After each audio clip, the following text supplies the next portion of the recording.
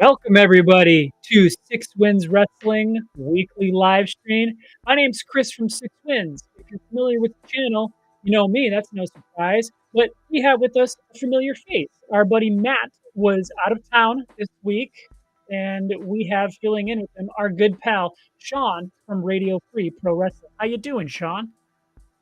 Matt, I am doing well. Thank you for this opportunity to join you once again on Six Win Media. It's been a good moment. The last time we chatted was back last SummerSlam. It's like we were leading into SummerSlam doing the greatest SummerSlam matches bracket with you guys from Six Win Media. But hey, happy to be on the show this week. Let's rock.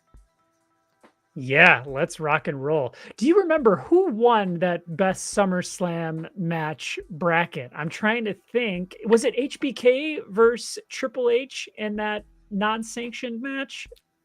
I do believe that was your guys' choice. And once again, you guys had the winner of our little tournament. And I feel like that was the one for the SummerSlam one. Was that? I mean, hey, I can't argue with it. It's one of the best matches of all time. Yeah, that was something else. It was very surreal watching HBK come out of retirement and put on a hell of a match and then go on to have perhaps the better run of his two runs in the second half of his career. So, what we're here to do, you see it in the title, we're here to give a Backlash preview. So thank you everybody for hopping in and choosing me and Shawn from Radio Free Pro Wrestling over whoever's doing the actual kickoff show. Maybe it's Byron Saxton, maybe it's JBL.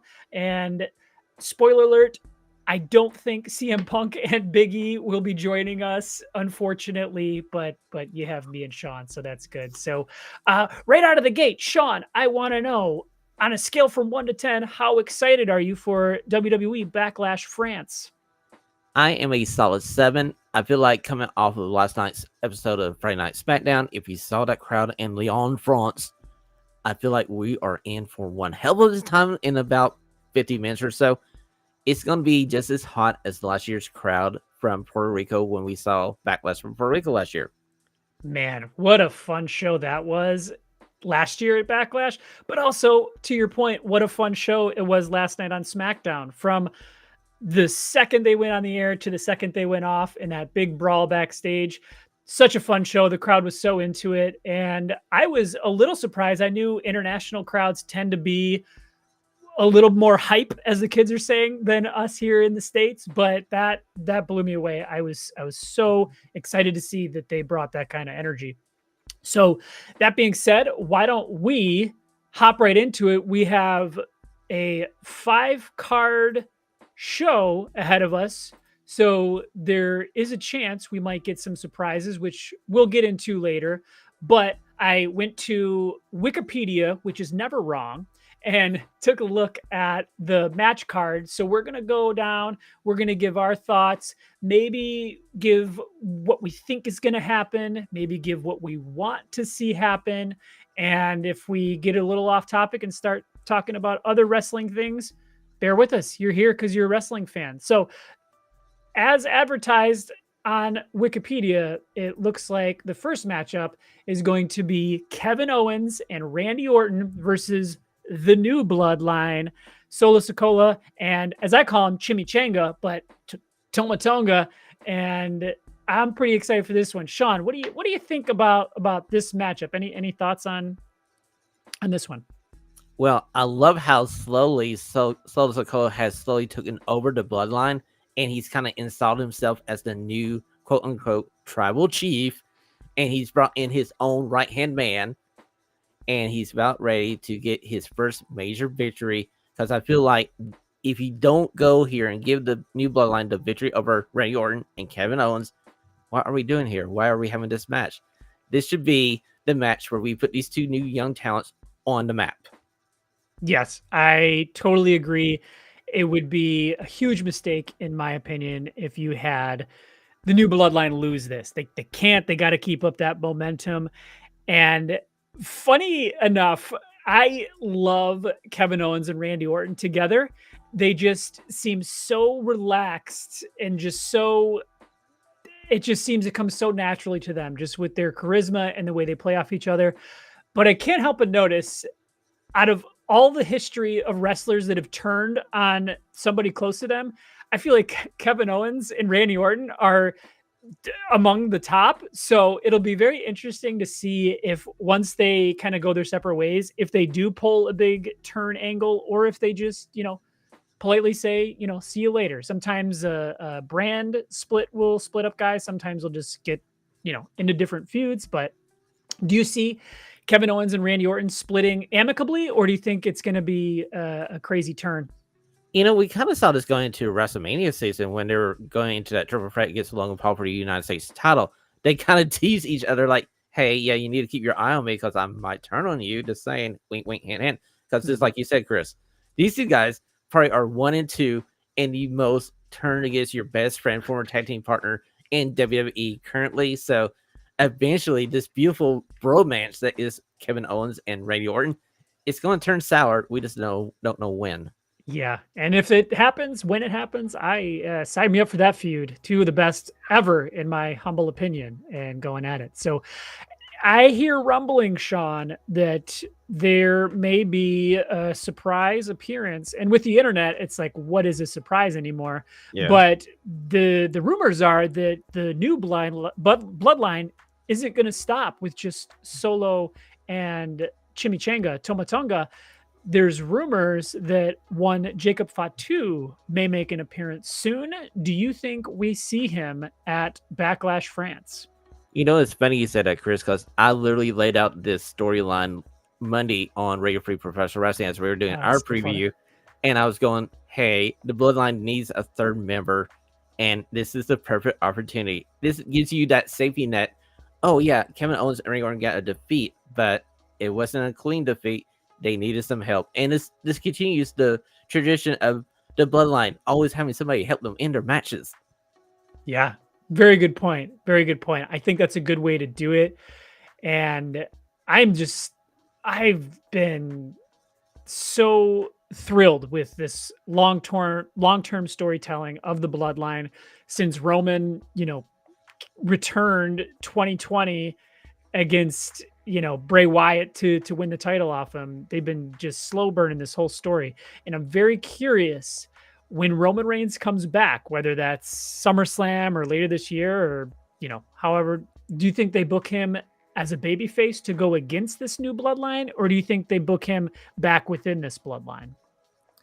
I get a feeling that we don't see Roman again until 2025 at the Rumble. Wow. Okay. And we get that to start the storyline of Rock versus Roman at WrestleMania next year. We may see The Rock at SummerSlam and he be the puppet master of this new bloodline until Roman gets back. And then we kick off the hot feud between Rock and Roman. And Roman has to make amends for all the things he did for the last 3.5 years as the leader of the bloodline. Yeah, I think that's a great way to book it, Shawn. I totally agree. I think if you have Rock at SummerSlam, odds are that's going to be against Cody. And say you have Rock take the title off Cody, one last title run for the final boss Rock. Even if he doesn't, that would lead nicely into WrestleMania 41. Boom, we have our main event, which was supposed to be the main event of WrestleMania 40. You have Rock versus Roman for the title or not for the title. Could be The Rock's final match. He can ride off into the sunset, go into the Hall of Fame. Roman can stick around for however long he wants. And yeah, I love it. I love it. So that takes care of RKO versus the new bloodline.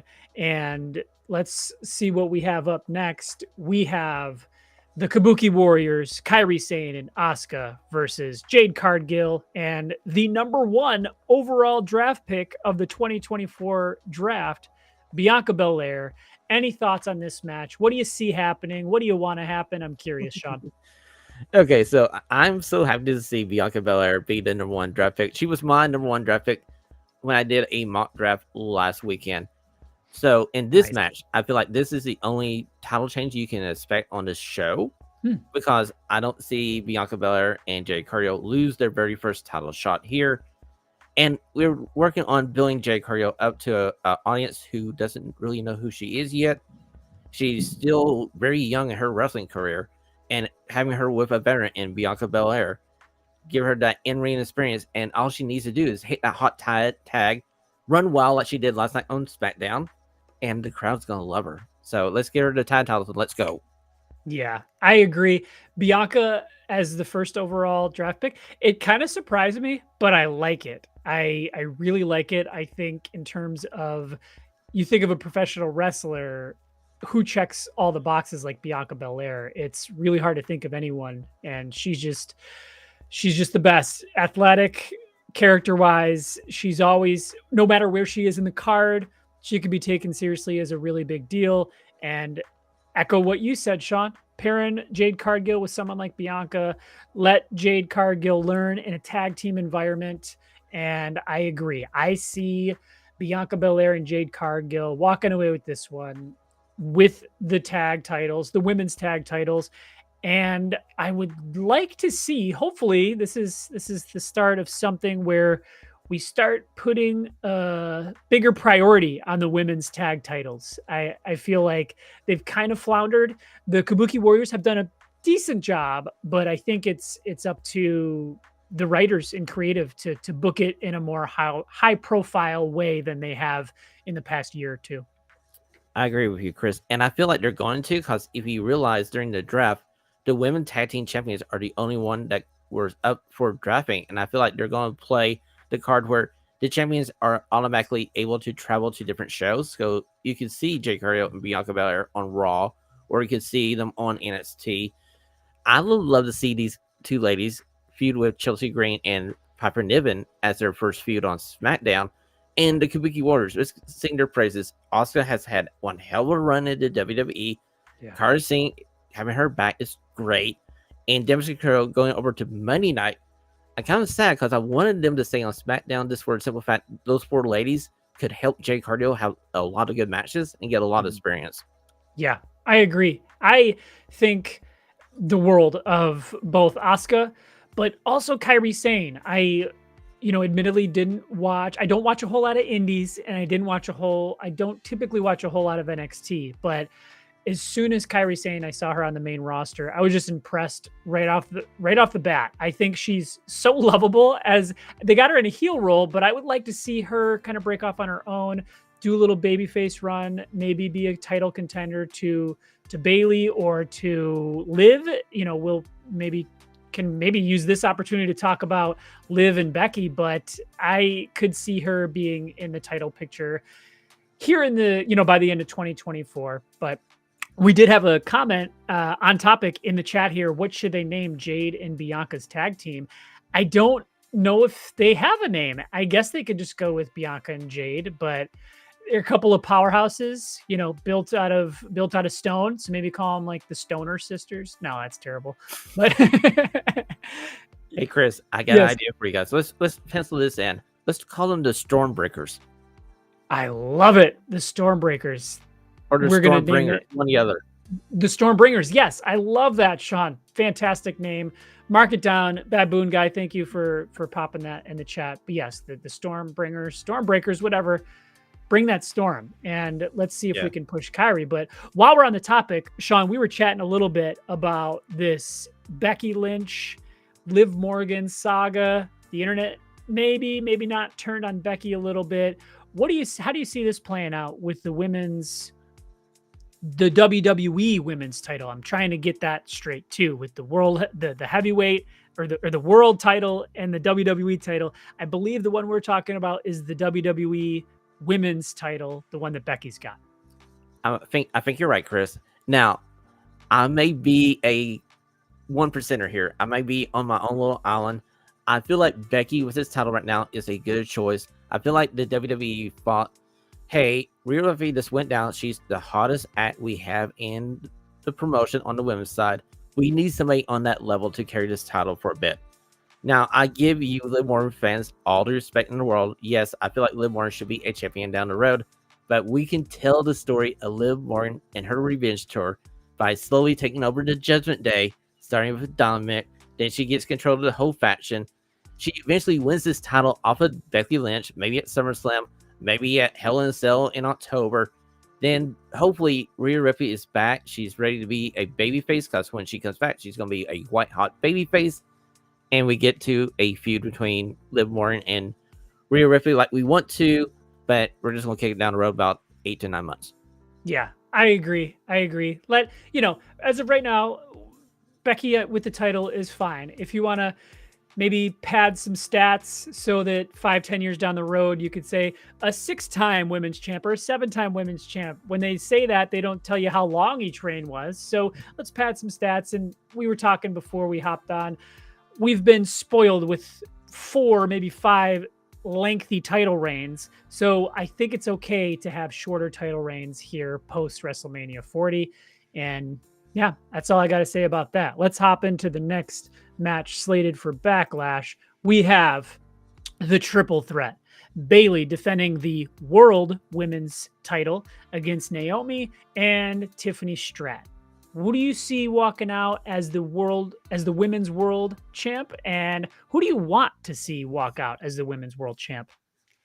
Well, Chris, who I see walking out of this match as the champion is going to be Bayley, because I feel like we just got this title on her from WrestleMania, and my heart wants to go to Tiffy time because Tiffany Stratton has been like a rocket ship. I mean, this lady has only been in professional wrestling a little over 2 years, and she has grown leaps and bounds from the time she started in NXT through this whole run. And if you saw the reaction she got in Lyon, France, it's just like the one she got in Australia in Perth. The international crowd loves some Tiffany Stratton. Eventually, she's going to get this title. It's not the right time yet, and I feel like Naomi's going to take the pin here, and we kick down to Bayley and Tiffany Stratton feud, hopefully to the summer, late summer, maybe start SummerSlam, who knows. But Bayley leaves here, but my heart is with Tiffany Stratton. Yes, I agree. I see Bayley walking out as the champ. As I just said, I think a shorter title reign is fine, but it's not time for Bayley to drop the title yet. I think she has more to do, more challengers.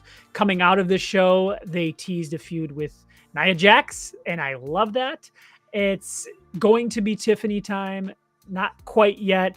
Sadly, I do think Naomi is here to take the pin in the event that Bayley wins, which I think is most likely, or in the rare instance where Tiffany wins. I think either way, Naomi's going to take the pin. They'll all come out of this just fine. Naomi's in a spot where she's got that legendary status. She's not going anywhere. Bayley's got a longer title reign in her, and Tiffany is just $1 million. Like you said, she's, just like what I said about Bianca Belair, say the same for Tiffany Stratton. Her character, her persona, her in-ring ability, most importantly, just all 10 out of 10. And I would say for the past couple years, I think my biggest wrestling crush it went from Sasha Banks to Zelina Vega, but I think it's now Tiffany. I think it's Tiffany time, and I was sad to see that her and Ludwig Kaiser are dating in real life. I was so sad. It makes me, hate him even more as a heel. No, I'm just kidding. He's fantastic at what he does. But yeah, and I agree. So let's turn the tide to this funny photo that was found on the internet. This man took a picture with his son with nobody in the background. Just kidding. Of course, it's Mr. You Can't See Me, John Cena himself. So I wanted to pause and ask you, Shawn, do you see, because as of right now, it's a pretty slim card, just the 5 matches that are solidified. Do you see anything else happening at this show that's not advertised? Chris, we could easily get like a Grayson Waller effect because those guys had the tag team title match on SmackDown last night. So Austin Theory and Grayson Waller are both there. You can bring those 2 guys out, have a Grayson Waller effect in part 2, and they just run down to Lyon, France. They can call out John Cena. Like, we know John Cena ain't here. You people are just dumb. He's not here. No. Then you get John Cena's music. He runs down. He does 5 minutes of beating up the tag team champions, and it's okay for them to get beaten up because they're a mid card tag team champions. I feel like it'd be a fun time for Lyon France to see Cena get a cover. AAs on two DAs, if you know what I mean. Yeah, absolutely. I like that. I think we will see John Cena in some capacity. I love the fact that you brought up A Town Down Under. They are one of my favorite acts. Just so charismatic and fun to watch. And I could definitely see something like that. If you remember the last time Cena was across the seas, across the big pond, he was in England and he said something where we should bring WrestleMania here. So I thought it would be funny if Cena came out and said, we should bring WrestleMania to France. And then just, it's a reoccurring thing where every time they're in another country, Cena comes out and says, we should bring WrestleMania here, and just have them bid. Because I don't want to get too off topic, but I'm seeing that they haven't landed a location for WrestleMania 41 yet. Have you seen this? Same thing?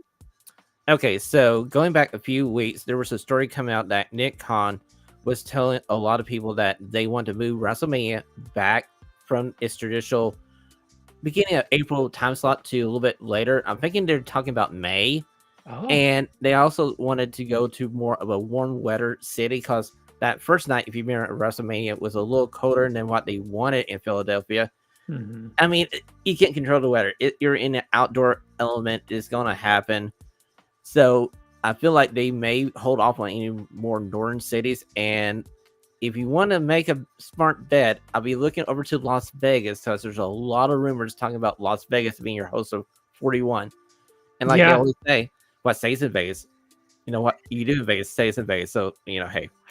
Yeah. So, it'll stay in Vegas other than the millions of people watching on TV. We'll know, but they can't keep that a secret from us. So if they were to add a sixth match to this show, I was thinking about this. I could see it being this triple threat that they've been kind of stringing us along for with the Sami Zayn, Bronson Reed, and Chad Gable. I don't know if they've cemented a time for this. You got the little Raw logo there as I pulled this off of Google Images, but I could see Sami, he's very much a fighting champion, come out, he's French Canadian, but he speaks French. That always makes the hometown crowd pop. So if he says something like that and they whip up something like this, do you have any thoughts on if this match were to take place, and who would you see coming out of this?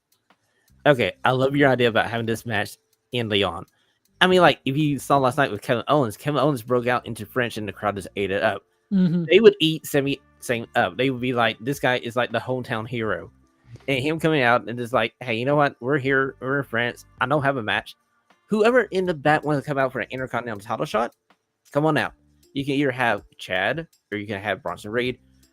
I just wish they would have done a better job doing a face run with Chad before we got to this heel turn that they did a few weeks ago. That was my only disappointment, but I feel like he would be fine as a heel antagonist to Sami Zayn, but I was hoping for a Chad Gable Intercontinental run as a face as we go into the Summer Olympics. I mean, like, Summer Olympics, like literally a month and a half away, and we have a former U.S. Olympian here. It writes itself. Yeah, that's a really good point. I would like, I don't know what Kurt Angle's doing right now, but I would like heel Chad Gable to be managed by Kurt Angle, though that's hard. How are you going to get people to boo Angle at this stage of his career?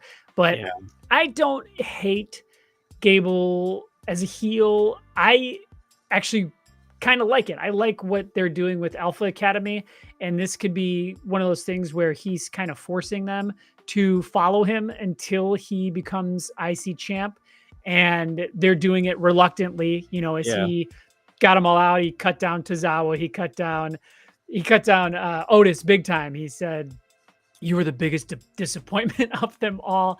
And Otis named someone more lovable than big old Otis. So if it's something where they tease it and they just, we're just kind of hanging on pins and needles, waiting for Otis to finally say, no, and maybe do a little blow off feud there. I don't know. But yeah, there's few in the company that I pull for more than Chad Gable to break through to that next level.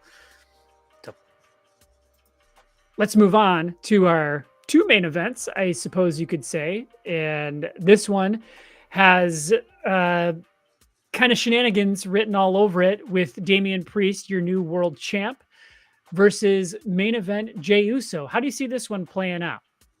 Well, personally, hopefully, Jey Uso carries the day for me here because this was my one lone pick against Ashley in our little pick contest from this past week on Radio Free Professional Wrestling.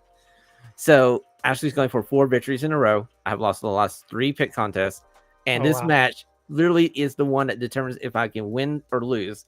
So Jey Uso, please win this match for me. I got a feeling if you look at this logically, Judgment Day could come down and try to help Damian win this match without him asking for the help. They screw up, and we go into the breakup of the Judgment Day, and Damian Priest gets kicked out, and he becomes the babyface, going after the title with whoever has it. Maybe Jay has it for a while, but we see babyface versus babyface. But we'll see. Also, I kind of agree with what we said before the show, Chris. If you want to keep a longer title reign for Damian and get him established, this is a good way to get him established. I think Jay will be okay with one more loss, but he needs a win. We've been telling him main event Jey Uso for like the last year and a half. You can't be a main eventer if you don't win a main event. That's a good point. And to that point, I am honestly, I would say, most excited for this match on this card, oddly enough, even though I think Cody and AJ will go on last, and we'll get to that here in a moment. It's the last match we have to review. For some reason, I'm most excited about this match. And if this went on last, I would be super happy about that because, main event Jey Uso. But so I have 2 thoughts. I have what I think they're going to do, and then what I would like for them to do. What I would like for them to do is strike while the iron's hot with Jay, get Jay that world title. 2 years ago, imagining Jey Uso as a world champion, it was so far-fetched. Now we're this close to getting it. I think he's totally on fire. He was Raw's first draft pick, I think, for a reason. And I think his yeet, I'm not a huge fan of the yeet, but it's caught on. He's on fire. I think this is your moment to go with Jay, and I think Damian Priest will be just fine. If you want to throw some Judgment Day shenanigans at it, by all means, have that be the feud coming out of it for Damian Priest. He can butt heads and eventually break up with Judgment Day. That's what I would like to happen. What I think they're going to do is you're probably going to have Damian retain here, probably Judgment Day shenanigans.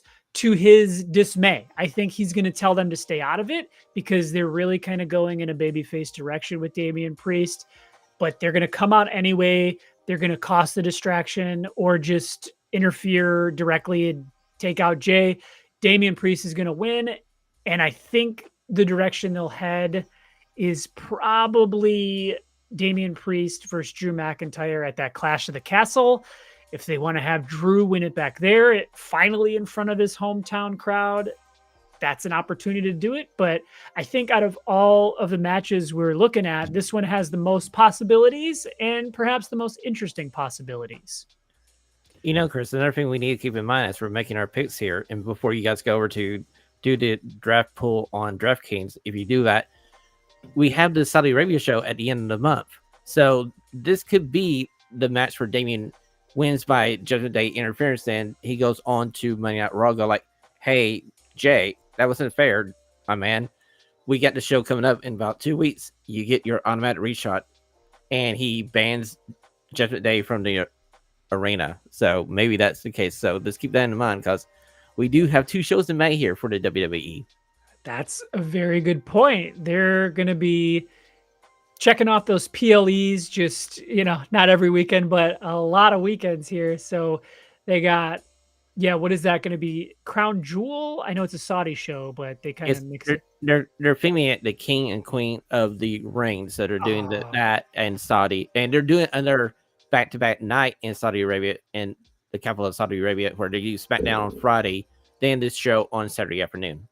I like that. And God bless those wrestlers. The jet lag must be very, very real for them traveling across, time zones almost on a weekly basis. So, I totally respect what they do. As I've gotten older and more accustomed to my sleep schedule, I respect the hell out of them. But good point. I didn't realize that the Saudi show is King/Queen of the Ring. I know they've been talking about it, which I've been very excited about, because I think under the Triple H regime, they're going to put an emphasis on that King/Queen of the Ring again. And that's going to be because back late 90s, early 2000s, you had your people who were up next winning that King of the Ring, and it was made as a big deal, not just as like a shtick where people would be, wear a crown for a year and do the king and queen gimmick. I hope, will place an emphasis on it. And they got some heavy hitters. They got Gunther, they got LA Knight, and they had another big name in the King of the Ring tournament who declared. Gunther, LA Knight. Do you know offhand? Because I'm blanking, but don't quote me on this, Chris, but I feel like Drew McIntyre tossed his name into it too. So, like you said, there's a lot of heavy hitters. And oh, by the way, the qualifying rounds start this Monday on Monday Night Raw and fall on the next week's SmackDown. So make sure you tune into Monday Night Raw to see the first round matches. Yeah, absolutely. Good stuff. So good tournament coming up. King of the Ring. I always love it. And finally, we're going to end off here with likely what's going to go on last, the main event. AJ Styles versus Cody Rhodes. Shawn, what are your thoughts on this match and who's going to win?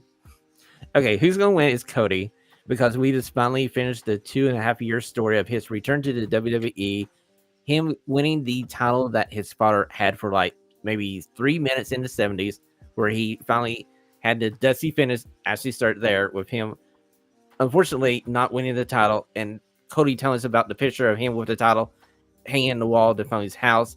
He finally got the title. At WrestleMania, we saw him hand the title over to his mom. What a great moment. Mm-hmm. So this match right here, AJ Styles is the perfect opponent.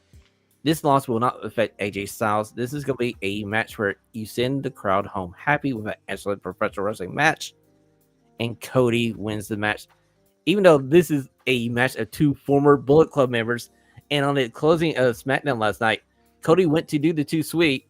And AJ just like smacked him. I thought that was great.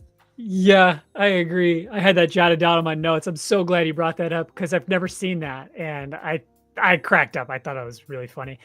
I thought it was interesting that the build for this match, this is a dream match to a lot of us wrestling fans. Cody versus AJ. Never seen it in WWE at least. And they had the contract signing.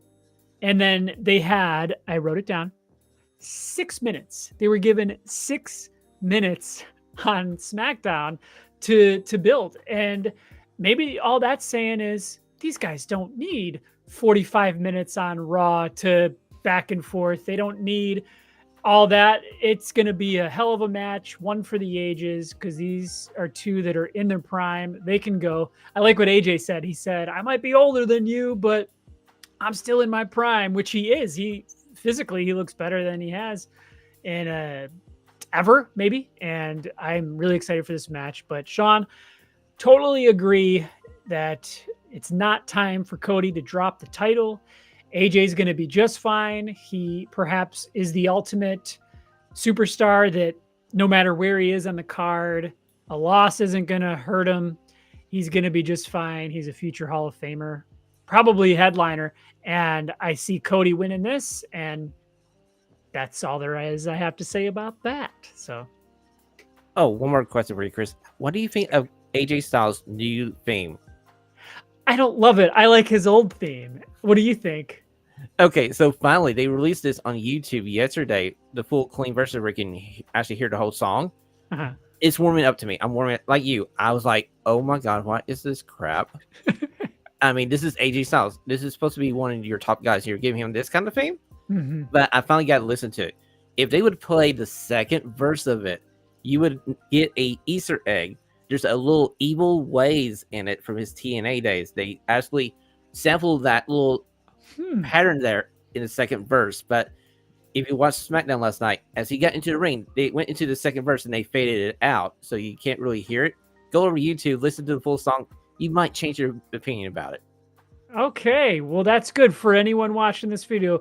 Go to YouTube, listen to AJ Styles' new theme. And while you're there, make sure you check out Radio Free Pro Wrestling. Hit that subscribe button. Shawn does a fantastic job. Shawn and Ashley and anyone they have on.